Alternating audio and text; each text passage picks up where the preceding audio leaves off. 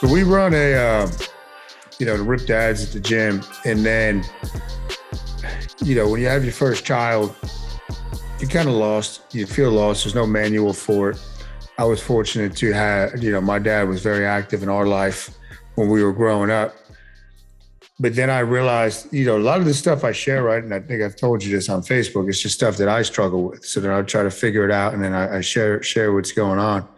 But I think, especially at these times, what's going on, a big problem is there's not enough fathers in the homes, and there's not enough, even if men are in the home, they're not being a father to their family.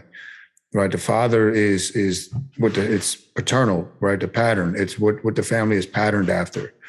And if you look at the way the media and the left, the extreme left wants it, they don't want fathers in the homes.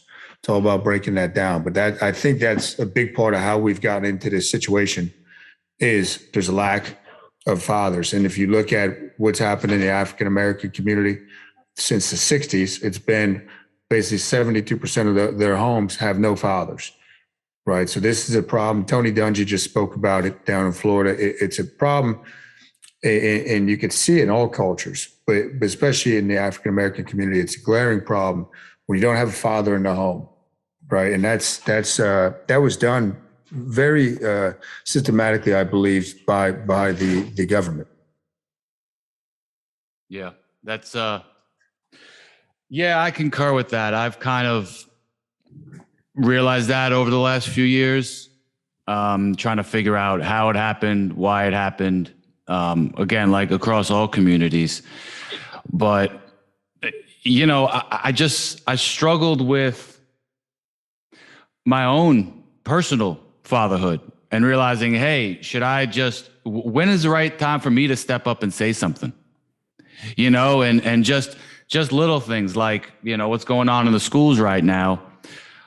I noticed a lot of mothers going out there and saying things and leading the charge, and which I thought was fantastic. But I just felt like, hey, we need this masculine energy to match that. There's this yin and the yang of relationships, and with just, you need that masculine energy. You need that, women can lead, but people like us, I believe that we're born to be leaders. And sometimes you got to recognize when the right time in history is to step up.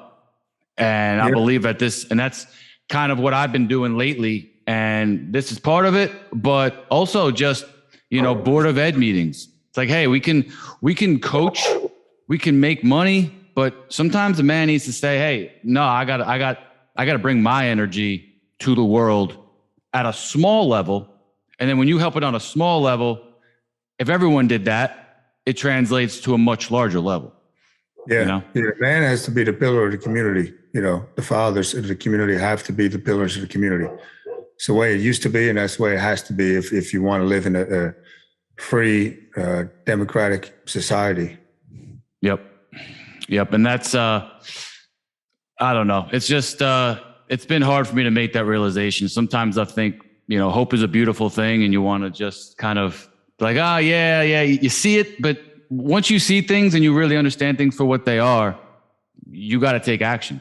And that's what I'm about. I'm about like being realistic, but being positive. Like, what are the nuts and bolts? How can we move forward?